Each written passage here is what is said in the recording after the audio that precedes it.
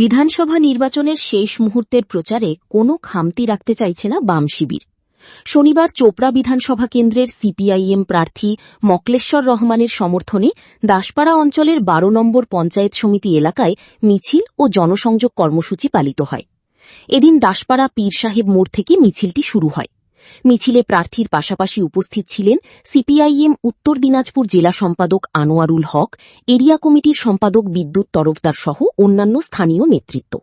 এদিন মিছিলটি এলাকার বিভিন্ন চা বাগান অতিক্রম করার সময় প্রার্থী মকলেশ্বর রহমান সরাসরি শ্রমিকদের সঙ্গে কথা বলেন এবং তাদের অভাব অভিযোগ শুনেন।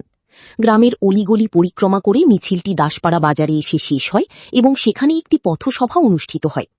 বড় জনসভার বদলে কেন ছোট ছোট মিছিল ও পথসভায় জোর দিচ্ছে বামেরা? এই প্রশ্নের উত্তরে প্রার্থী মকলেশ্বর রহমান জানান, বড় জনসভার পরিবর্তে আমরা প্রতিটি গ্রামে গ্রামে গিয়ে সরাসরি মানুষের সঙ্গে সংযোগ স্থাপন করছি। মানুষের সমস্যার কথা সরাসরি শোনা এবং আমাদের পরিকল্পনার কথা তাদের জানানোই আমাদের মূল লক্ষ্য। নির্বাচনের দিন যত এগিয়ে আসছে, চোপড়ায় রাজনৈতিক উত্তাপ তত বাড়ছে। এখন দেখার এই নিবিড় জনসংযোগ নীতি ইভিএমে কতটা প্রভাব ফেলে। দাসপাড়া জিপির ১২ নম্বর পঞ্চায়েত সমিতি, দাসপাড়া বাজার সহ ওইদিকে টাপাকা লালবাজারের ওই সাইডে আমাদের এমনি রোড শো ছিল। কীরকম ছাড়া পাচ্ছেন মানুষের? ব্যাপক ছাড়া পাচ্ছি। আমাদের তো গ্রামে যখন ঢুকছি, গ্রামের আবাল বৃদ্ধ বনিতা, বিশেষ করে মহিলারা সবাই আমাদেরকে স্বাগতম জানাচ্ছে, আমাদের কাছে হাত মিলাচ্ছে, আমাদের কাছ থেকে ফ্ল্যাগ নিচ্ছে, ফেস্টুন নিচ্ছে, ওই যে ব্যালট নিচ্ছে, ব্যালট নমুনা, ব্যাপক ছাড়া। আজকে আপনাদের প্রচারে শোনা গেল এনডিএসটি বাসের কথা, যেটা আগে গোয়াবাড়ি থেকে ইসলামপুর চলতো, সেই বাস দীর্ঘদিন ধরে বন্ধ। মূলত এই প্রচারটা কেন? বামফ্রন্ট সরকারের সময় এই দাসপাড়া, গোয়ালগঞ্জ এইসব লাইনে প্রায় ৫-৬টা বাস চলতো। এই তৃণমূল আসার পরে সেই বাসগুলি বন্ধ হয়ে গেছে এবং মাঝখানে ওরা আবার একটা লোক দেখানো, এমএলএ বলছিল যে আমি গোয়াবাড়ি পর্যন্ত বাস খুললাম, কিন্তু দেখা যাচ্ছে আদতে সেখানে ৬ বছর ১ মাসের ১ বছর ৬ মাসের মধ্যে সেই বাস বন্ধ হয়ে গেছে। এটা লোক দেখানো, ভোট নেওয়ার জন্য ওটা খুলেছিল।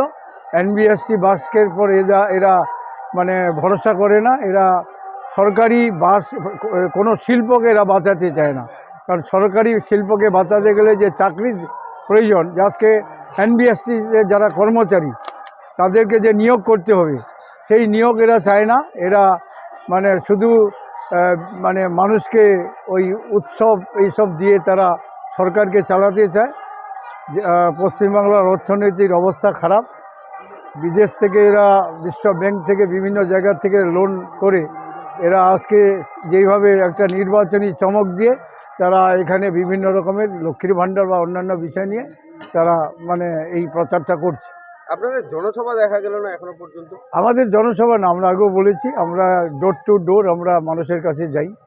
জনসভা আমাদের এই অল্প সময়ের মধ্যে, কারণ সবাই জানেন যে ২০ দিনের নির্বাচন, এই ২০ দিনের নির্বাচন এত বড় একটা 10টা পঞ্চায়েত এলাকা, সেই পঞ্চায়েত এলাকায় ঘোরানো আমাদের আবার এদিকে ইসলামপুর সুজালি একটা ডিস্টেন্স পড়ে যায়, সে ঘোরানোর বিষয় আছে। আমরা নির্বাচনের জনসভার মধ্যে যদি সবাই ব্যস্ত থাকি তাহলে মানুষের দাঁড়িয়ে দাঁড়িয়ে পৌঁছাতে পারবো না। আমরা সেই জন্য আমরা ছোট ছোট করে রোড শো করে, মিছিল করে, গ্রামে মিছিল করে আমরা মানুষের কাছে পৌঁছাচ্ছি। আমাদের বিষয়গুলি আমরা তাদের মাথায় ঢুকাচ্ছি, বামফ্রন্ট সরকারের বিষয়গুলি তাদের মাথায় ঢুকাচ্ছি। বর্তমান সরকারের যে দুর্নীতি, যে বর্তমান সরকারের যে অবস্থা, কাটমানি, এইসব বিষয় নিয়ে আমরা মানুষের কাছে তুলে ধরছি। আমরা মানুষের কাছে তো আমরা যাচ্ছি। চোপড়ার 4টে পঞ্চায়েত, ওটা 16 তারিখ হয়েছে না, 16 তারিখে ওইদিকে ঘুরেছিলাম। আর আজকে 18 তারিখ আমরা দাসপাড়ার এই এলাকাটা বাকি ছিল যেটুকু, সেই জায়গায় প্রার্থীকে নিয়ে বিভিন্ন গ্রামে আমরা ঘোরাঘুরি করলাম, মানুষের উৎসাহ দেখলাম। মানুষ যে বাড়ির থেকে বেরিয়ে রাস্তার উপরে দুহাত ধরে যে আমাদের প্রার্থীকে আশীর্বাদ করছে। আমরা আশাবাদী যে মানুষ চোপড়ার বুকে গত 15 বছর ধরে যে সন্ত্রাস, যে জুলুম, মানুষের গণতান্ত্রিক অধিকার যেভাবে কেড়ে নিয়েছে, মানুষের অধিকারকে ফিরিয়ে আনার জন্য যে মানুষ স্বতঃস্ফূর্তভাবে যে লড়াইতে নামবে এবং এই বিধানসভা নির্বাচন মানুষ হচ্ছে ভাবনা চিন্তা করে নিয়েছে যে গোটা পশ্চিমবাংলায় যেমন একটা পরিবর্তনের হাওয়া চলছে, ঠিক তেমনি আমাদের চোপড়ার ক্ষেত্রেও একটা পরিস্থিতি তৈরি হয়েছে। সেখানে আমরা খুব যে এলাকাগুলোতে আমরা কোনোদিন যেতে পারতাম না, সেই এলাকাতে আমাদের প্রার্থী প্রচার করেছে, সুজালি, গোবিন্দপুর, এই সমস্ত এলাকায়। এবং আমাদের পাশেই ইসলামপুর, সেখানেও হচ্ছে বাটিগুন্ডা, পাটাগড়া, ডিমটি, এই সমস্ত এলাকায় হচ্ছে প্রচার সংগঠিত হচ্ছে।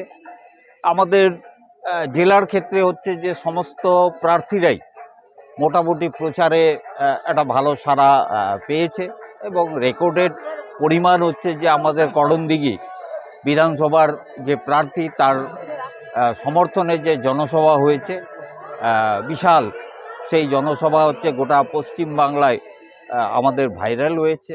আমরা আশাবাদী যে আমাদের জেলাতে নির্বাচনী ফলাফল হচ্ছে যে খুবই ভালো একটা ফলাফল আমাদের হওয়ার জায়গায় আমরা পৌঁছাচ্ছি।